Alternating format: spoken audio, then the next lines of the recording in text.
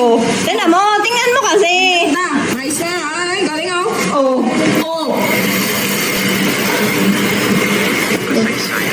ang dami. Tingin? Tingnan mo. Oh, galing.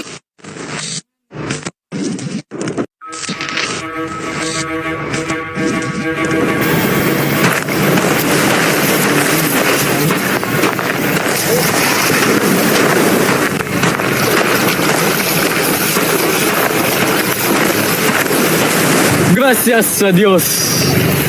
Noong ika-31 ng Marso, taong 1521, matapos ang mahabang paglalakbay mula sa Espanya, dumating si Ferdinand Magellan at ang kanyang mga tauhan sa pulo ng Limasawa. Tras las tormentas les peligro el mar. Estamos en una tierra hermosa, pacífica, ampliamente bendecida. Aquí celebración la primera misa que proclamaba el nacimiento de la fe cristiana estos días. ¡Viva España! ¡Viva España! ¡Viva el Capitán General Magallanes! ¡Viva el Capitán General Magallanes! Esto no es solo para mi España, hermanos míos. Esto no es para todos los que desean la luz del Señor Jesucristo.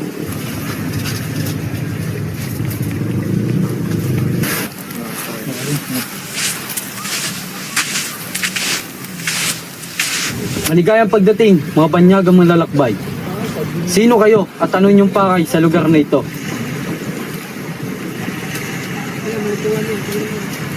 Soy Fernando de Magallanes, viendo del Rey de España. Veamos para tirar la paz y nuestra fe cristiana.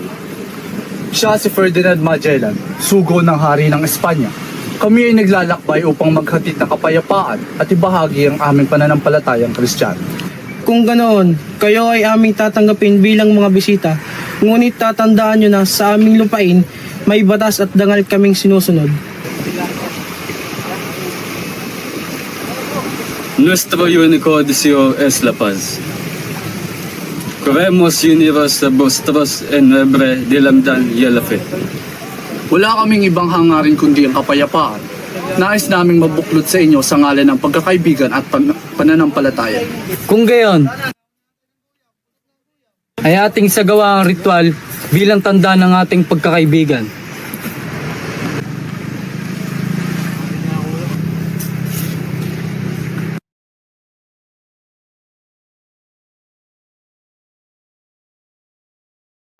Bilang aming kaibigan, nais naming ibahagi ang isang bagay. Sa kanluran ng aming pulo, may isang mayamang bayan na tinatawag na Sugbo. Pinamumunuan na yon ni Raha Humabon. Doon ay mas marami kang makikilala. Oo, si Humabon ay ginagalang ng maraming dato sa mga karatig pulo. Kung nais mong palawakin ang inyong pananampalataya, siya ang dapat mong lapitan. Muchas gracias, amigo. Su habilidad no será olvidada. Cuando elige seguridad, le transmite nuestra asmida. Al-Raha Humabon. Maraming salamat, kaibigan. Ang iyong kabutihan ay hindi malilimutan. Kapag ako'y nakarating sa bayan na iyon, aking ipaparating kay Raha Humabon ang ating pagkakaibigan. Naway pag-ingatan ka ng mga tubig at hangin sa inyong paglalayag.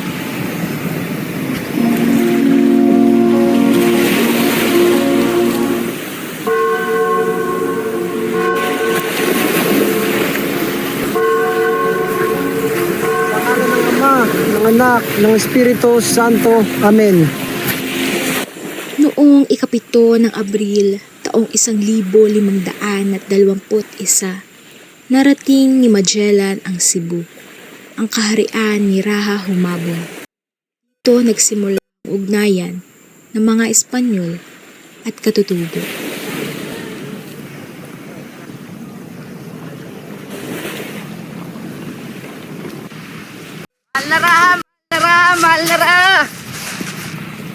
Mahal na Raha, may bangkang paparating, hindi kagaya ng sa atin. Mga dayuhan, ipadala ang ilan nating mandirigma upang salubungin sila. Ngunit maging maingat kayo. Masusunod po.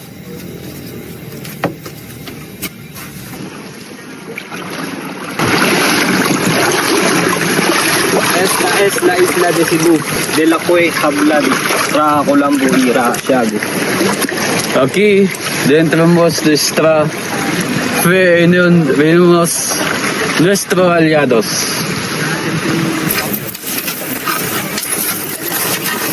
Maligayang pagdating sa aming pulo. Pinababatid ng aming Ra ang kanyang pagbati sa inyong pagdating. Gracias por su amabilidad. Por la paz de nuestros próximos encuentros. Maraming salamat sa inyong pagtanggap. Huwag kayong mag-alala dahil ang tanging hangad namin ikapayapaan lamang.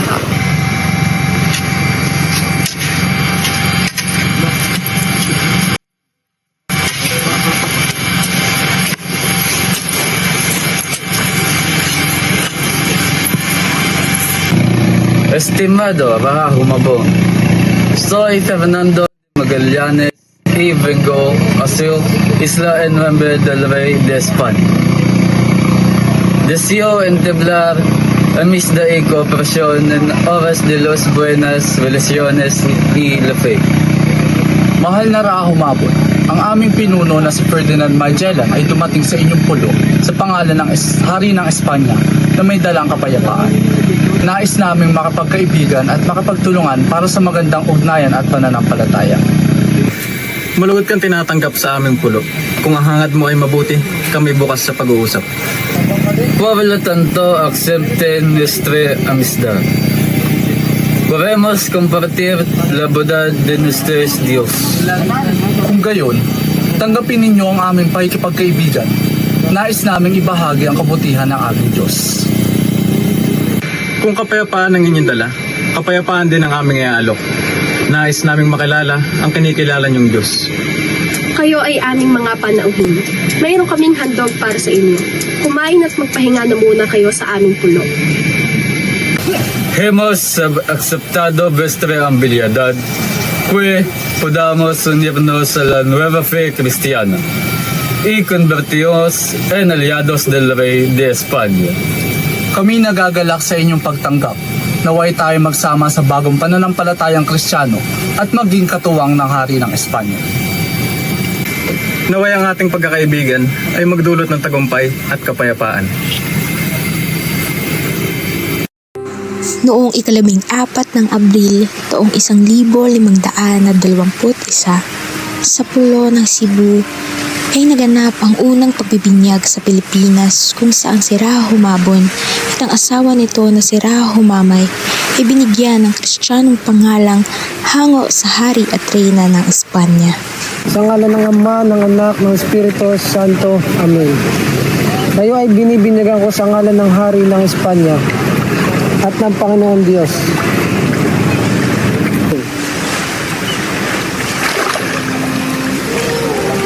Mula nga Ra Humabon, ikaw ay tatawagin kong Don Carlos bilang parangalan sa aming Hari ng Espanya. Ikaw naman, Ra Humamay. Sa ngalan ng Ama, ng Anak, ng Espiritu Santo. Amen.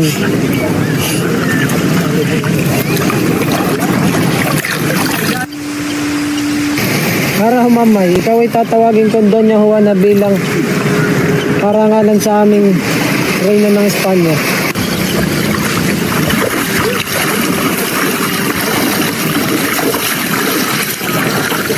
Acepte este de Virgen, el símbolo del amor de Dios por la humanidad.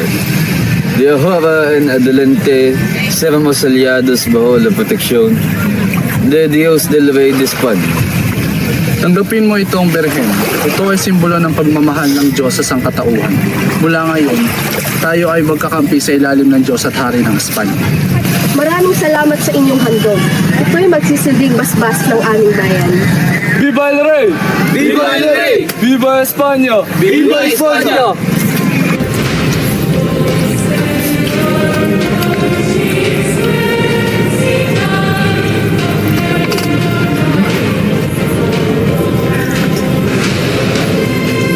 Matapos mabinyagan si Ra Humabon at Ra Humamay sa Cebu, lalong tumibay ang loob ni Magellan. Nais niyang palawaki ng pananampalataya upang pati ang mga dato ng Mactan ay yakapin ng Kristyanismo. Ngunit sa puloring iyon, may pinunong di basta-bastang sumusunod. Magandang araw, mga dakilang pinuno ng Mactan. Ako si Enrique, tagapagsali na Kapitan Magellan. Dumating kami upang magbigay galang at maganyaya. Saludos, Dato Zalo. Dato Lapu-Lapu. Venidos en nombre de Dios Todopoderoso. No somos enemigos, somos mensajeros. Pagbati, Dato Zula at Dato Lapu-Lapu. Dumating kami sa ngalan ng makapangyarihang Diyos. Kami hindi kaaway, kami mga sugo ng kapayapaan. Kapitan, malagod kong tinatanggap ang iyong pagbisita. Kung ang iyong alok ay kapayapaan, ako'y handang makinig. Gracias, Dato Zula. El Dios a lo que adoramos es Dios de amor. Si te invitas, seremos todos a la Dios y tierra será presidente. Salamat, Dato Zula.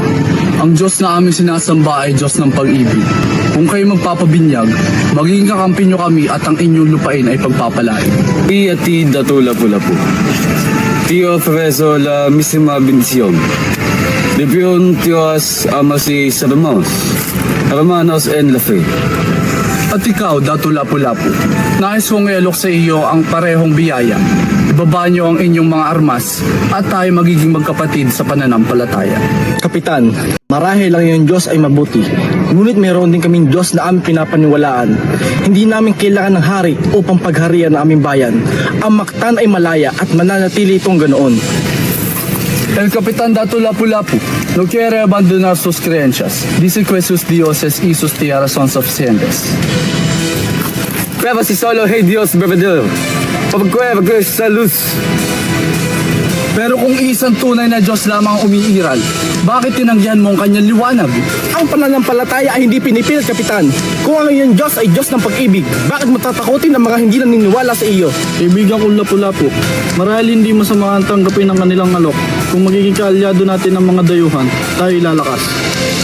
Hindi ko ipagpapalit ang ating lupa at kapangyarihan sa ginto. Basta ya, si no puedes aceptar la cruz, tal vez tengas experimenta la espada. Dios portugués lo que es castiga all of the cruz. Kapitan, no, este no es el camino de la fe. No lo manchemos con sangre.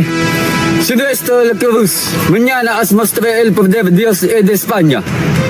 Kung hindi kayo magpapasalin sa krus, bukas, ipapakita ko sa inyo ang kapangyarihan ng Diyos at ng Ang mga anak ng Mactan ay hindi yuyo sa sinumang dayuhan. Kami lalaban alang-alang sa aming lupa at dangal.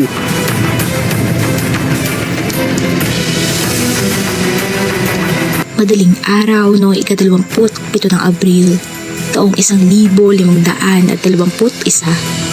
matapos tanggihan ni Dato Lapu-Lapu ang binyag at pakikipag-alyansa, tumungo na si Magellan at ang kanyang hukbo sa labanan. Dala ang krus, espada, at ang paniniwalang siya'y tagapagdala ng liwanag. Ngunit sa baybayin ng Mactan, naghihintay si Dato Lapu-Lapu at ang kanyang mga tauhan upang ipaglaban ang kanilang paninindigan.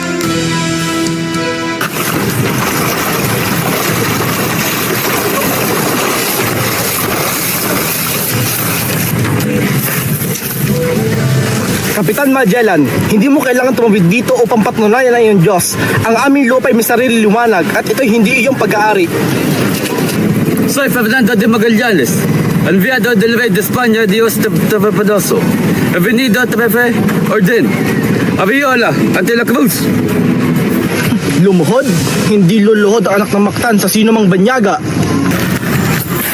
At sumiklab ang apoy ng digmaan. Sa bawat hampas ng espada ni Magellan ay ang sigaw ng kanyang paniniwala. Ngunit sa bawat sibat ng mga taga-Mactan ay ang sigaw ng kanilang kalayaan.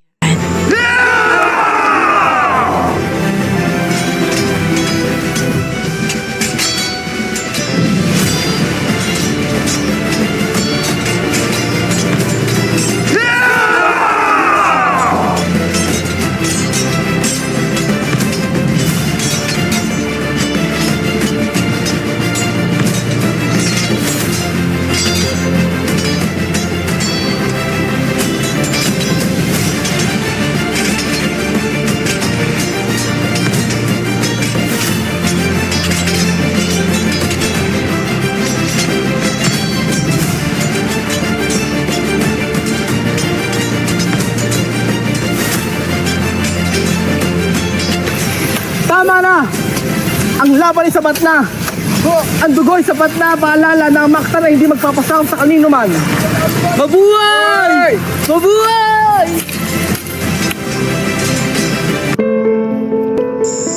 At sa pagbagsak ng araw, ang dagat ay naging pula sa dugo ng labanan. Sa unang pagkakataon, isang dayuhan ang yumuko sa lupa ng ating mga ninuno. Oh, tama sabi sa iyo eh. Tama talaga ako. Ay, tama talaga ako. Niwala dyan, te. Totoo iyan, Iha. Marami ang hindi na isusulat, sapagkat ang mga mata ng saksi lamang ang tunay na nakakakita sa lahat.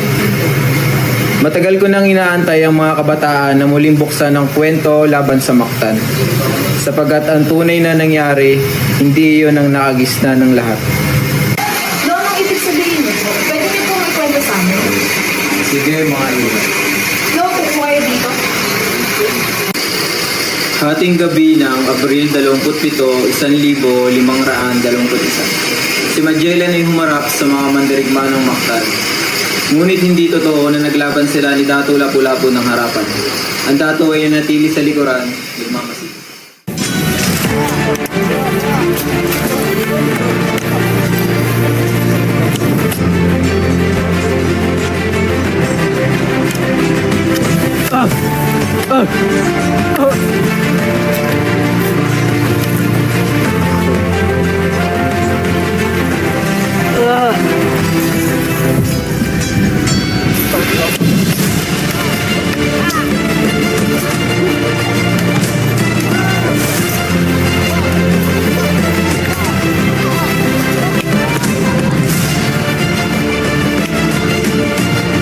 At doon nagtapos ang buhay ng dakilang malalayan sa isang baybayin na hindi niya lubusang pinay.